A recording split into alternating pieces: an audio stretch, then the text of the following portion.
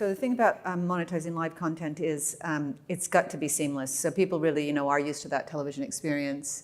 They don't want buffering. They don't want audio levels to change. They don't want the ad to come right in the middle of an event, right at the wrong moment. They're all the sorts of things that they're really looking for, that kind of really slick editorial experience that they're used to in a live television. And then, of course, they want the quality of the ad it's small things, accessibility. If they've got closed captions on, they want the ad to come with closed captions on. You expect that in television. It's a challenge in live streaming, and often it's not done correctly. So I think those are the sorts of things that are hard in live streaming to get right. There's not a lot of time to be, making those adjustments. It's tricky because you've got so many things in play.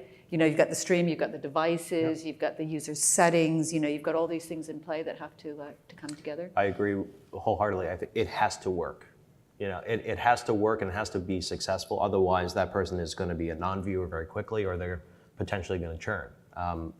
If they're a subscriber. So, it has to be clear. It has to not buffer, all the things you would expect it not to do. And that's very difficult to do in real time. And particularly over the public internet, right? So we've become consumers of television now off of a greatly built infrastructure that's been established for decades. Traditional broadcasters have had MPLS, they've had satellites, they've had trucks. Now we've had a lot smaller tier broadcasters that are still pushing out traditional television that are great, but are trying to do it over the open web, and it is the Wild West.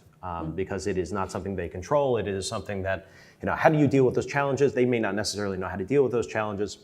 I live my life in IP, so I can understand it's a tough place.